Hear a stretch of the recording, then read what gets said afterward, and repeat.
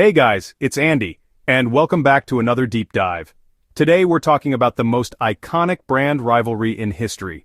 It's a war that's been waged for over 100 years, not on battlefields, but in grocery stores, on TV screens, and in the hearts of soda drinkers worldwide. This is Coca-Cola versus Pepsi, a century-long marketing war. Let's rewind to the late 1800s, a time when America was bustling with innovation and change. Cities were growing, new inventions were transforming daily life, and the country was on the brink of a new era. Horse-drawn carriages rattled down cobblestone streets, and the air was filled with the promise of progress. In this dynamic environment, two iconic beverages were about to be born, drinks that would go on to shape not just American culture, but the world. Coca-Cola was invented in 1886 by John Pemberton, an Atlanta pharmacist with a flair for experimentation. Pemberton was searching for a remedy to relieve headaches and nervous disorders, and he concocted a syrup that he believed had medicinal properties. He brought his creation to Jacobs's Pharmacy, where it was mixed with carbonated water and served to curious customers. Originally marketed as a medicinal tonic, Coca-Cola was sold at soda fountains for just 5 cents a glass, a small price for what was advertised as a refreshing and healthful drink. Soda fountains were the social hubs of the day, where people gathered to chat, relax, and try the latest concoctions. The sweet, fizzy taste of Coca-Cola quickly caught on, and word began to spread.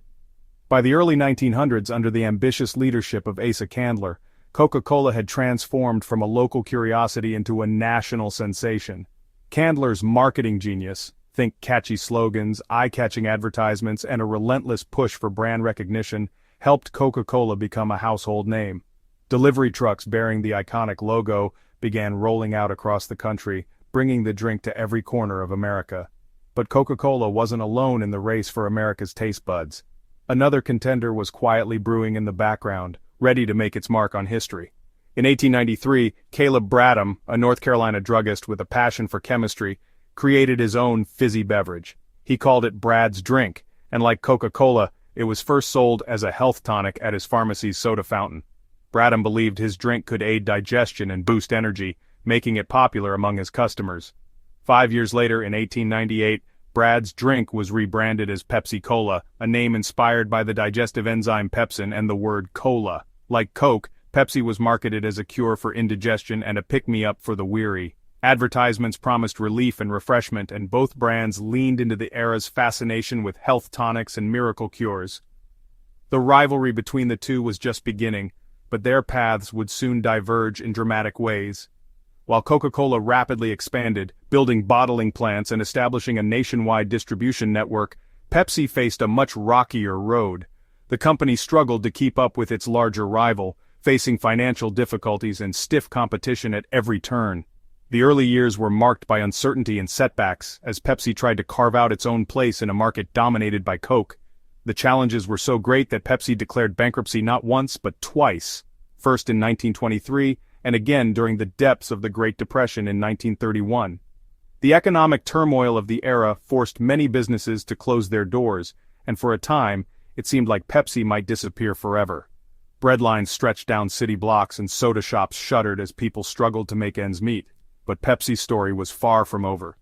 Against all odds, the brand would soon stage an incredible comeback, one that would ignite a legendary rivalry and forever change the world of soft drinks. The stage was set for a battle of giants, and the real drama was just getting started. During the Great Depression, Pepsi made a bold move. Coca-Cola was selling 6 ounces for 5 cents, but Pepsi, they doubled the offering, 12 ounces for the same price. And to spread the word, they launched one of the earliest radio jingles in history. Pepsi Cola hits the spot, 12 full ounces, that's a lot. It was catchy, it was brilliant, and it worked. Pepsi finally became a serious competitor, but Coke wasn't backing down, the war was on. By the 1950s, Coca-Cola had become much more than just a popular beverage. It was a symbol of American life, woven into the very fabric of the nation's culture. The familiar red and white logo could be seen everywhere, from bustling city streets to small-town diners, and its presence was a comforting constant in a rapidly changing world. Coca-Cola advertisements painted a picture of the American dream, promising refreshment, happiness, and a sense of belonging. The brand's image was wholesome, optimistic, and deeply patriotic, reflecting the values and aspirations of post-war America. During World War II, Coca-Cola became even more than a drink. It was a taste of home for American soldiers stationed overseas. The company made a commitment to supply Coke to every U.S. service member, no matter where they were in the world. This effort not only boosted morale but also cemented Coca-Cola's reputation as an essential part of American identity. Soldiers would gather around crates of Coke, sharing stories and laughter, and for a brief moment, the simple act of drinking a soda brought comfort and connection to home. Back home, Coca-Cola's marketing continued to reinforce its wholesome image. The brand famously associated itself with Santa Claus, helping to shape the modern image of the jolly red-suited figure we know today. Coca-Cola ads depicted idealized American families gathered around the dinner table, sharing laughter and bottles of Coke during holidays and special occasions. The message was clear. Coca-Cola was more than a drink. It was a cherished part of family traditions and celebrations, a symbol of togetherness and joy. Meanwhile, as the 1960s dawned, Pepsi recognized a shift in the cultural landscape. The post-war baby boom had created a massive new generation of teenagers and young adults eager to define themselves and break away from the traditions of their parents. Sensing an opportunity, Pepsi decided to chart a different course, one that would set it apart from Coca-Cola's established family-oriented image. In the early 1960s, Pepsi launched a bold new campaign with the slogan, "Now it's Pepsi for those who think young." The ads featured energetic, stylish young people laughing, dancing, and living life to the fullest, all with a Pepsi in hand. The message was unmistakable. Pepsi was the drink for a new generation, one that valued freedom, individuality, and youthful energy. This was a dramatic departure from the traditional family-focused advertising of the past. Building on this momentum, Pepsi soon introduced another groundbreaking campaign, the Pepsi Generation. This wasn't just a catchy phrase. It was a rallying cry for young people who wanted to be seen as modern, forward-thinking, and independent. The campaign celebrated youth culture, music, and fashion, positioning Pepsi as the drink of choice for those who wanted to stand out and embrace change. The Pepsi Generation was more than a tagline. It was a bold new way of positioning a brand. Pepsi wasn't just selling a soda, it was selling an identity, an attitude, and a sense of belonging to something exciting and new. The campaign inspired countless imitators and set the stage for decades of youth-oriented marketing. By casting itself as the cool, modern, and even rebellious alternative to Coca-Cola's classic established image, Pepsi tapped into the spirit of a generation eager to challenge the status quo. The brand embraced bold colors, contemporary music, and edgy slogans, all designed to appeal to young people who wanted to make their own mark on the world. For millions of young people, drinking Pepsi became more than just a refreshment. It was a statement of identity, a way to express their values and aspirations. In the battle for hearts and minds, Pepsi had found its voice, and the Cola Wars would never be the same. Then came the 1980s, and things, well, exploded. The soda wars, which had simmered for decades, suddenly burst into the mainstream with a level of intensity and drama that no one could have predicted. The era was defined by big hair, neon colors, and a fierce rivalry between two of the world's most iconic brands, Coca-Cola and Pepsi. Everywhere you looked, from TV screens to billboards, the battle for soda supremacy was on full display. The stakes were higher than ever, and both companies were willing to do whatever it took to win over the hearts and taste buds of America. Pepsi, always the challenger, decided to take a bold step. They launched the Pepsi Challenge, a campaign that would become legendary in marketing history. At shopping malls and public events across the country, Pepsi set up blind taste tests, inviting ordinary people to try both Pepsi and Coke without knowing which was which. The results? To the shock of many, consumers overwhelmingly chose Pepsi over Coke. Pepsi's sweeter, lighter taste seemed to win people over, and the company wasted no time in broadcasting these results to the world. Their ads were everywhere, showing real people picking Pepsi, and the message was clear. Pepsi was the people's choice. It was a direct attack, and it really shook Coca-Cola. For the first time, Coke's dominance was being openly challenged, and the company's leadership was rattled. Boardrooms filled with anxious executives worried about losing their top spot in the market. The pressure was on, and the world was watching to see how Coca-Cola would respond to this very public threat. In fact, Coke panicked so much that they made one of the biggest blunders in marketing history, something that would be talked about for decades to come. The company, desperate to win back the public's favor, decided to do the unthinkable. They changed their classic formula.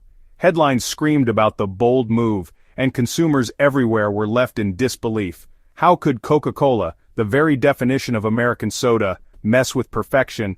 They launched New Coke in 1985. The new formula was sweeter, designed to mimic the taste profile that had made Pepsi so popular in the taste tests.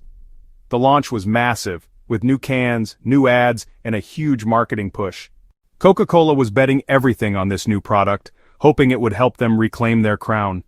But the gamble backfired spectacularly. This was a reformulated version that tried to mimic Pepsi's sweeter taste, and wow, people hated it. Protests broke out in cities across the country. Loyal Coke drinkers felt betrayed, and they weren't shy about letting the company know. People organized rallies, wrote angry letters, and even started petitions demanding the return of the original formula. The backlash was swift and intense, and it caught Coca-Cola completely off guard. Coca-Cola hotlines were just flooded with complaints. Operators worked around the clock, fielding calls from furious customers who wanted their beloved Coke back. The company received over 400,000 calls and letters, a tidal wave of outrage that made it clear. People didn't just like Coke for its taste, they loved it for what it represented. It was more than a drink, it was a part of their lives, their memories, and their identity. Within 3 months, Classic Coke was brought back, and New Coke quietly vanished into marketing infamy. The return of the original formula was met with celebration. Supermarkets sold out of Classic Coke as soon as it hit the shelves, and news outlets covered the story like a national event. Coca-Cola admitted their mistake, and the public forgave them, because, in the end, they got their Coke back. Pepsi called it a win. Their bold campaign had forced their rival into a corner, and for a brief moment, it looked like Pepsi had finally toppled the king. Pepsi's marketing team celebrated, and the company enjoyed a surge in attention and sales, but Coca-Cola's misstep only reinforced its brand loyalty. The whole fiasco reminded people just how much they cared about the original Coke. Instead of losing customers, Coca-Cola found that their fans were more passionate than ever. The brand became a symbol of nostalgia, comfort, and American tradition. People didn't just like Coke, they loved it. The new Coke debacle became a lesson in the power of brand loyalty, and a reminder that sometimes what people really want is the original, unchanged classic. In the end, the soda wars of the 1980s proved that taste is important, but tradition, memory, and emotion are what truly win hearts. As the 80s and 90s rolled on, the rivalry became about more than just taste. It became a battle of celebrity endorsements. Pepsi enlisted icons like Michael Jackson, Madonna, Beyoncé, and Britney Spears. Coke countered with Bill Cosby, Paula Abdul, and Mean Joe Green in the legendary 1979 Super Bowl commercial. It was, honestly, a marketing arms race. And during the Super Bowl, the Cola Wars became a primetime spectacle. While Coke remained dominant in the United States, the real war was going global. Both brands expanded aggressively into Asia, Latin America, and Europe.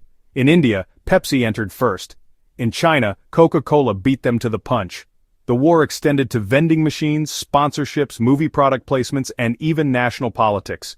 And as global consumers grew more health-conscious, both companies diversified, acquiring bottled water, teas, juices, and snacks to maintain market dominance. Today, Coca-Cola remains the undisputed #1 soda in global market share. But Pepsi is a massive empire in its own right, with strongholds in snacks like Lay's, Doritos, and Quaker Oats. Coke leads in beverages. Pepsi dominates in food.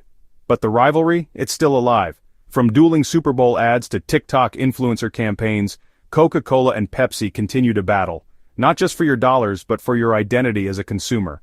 Are you traditional, nostalgic, and loyal, or are you bold, youthful, and willing to choose differently?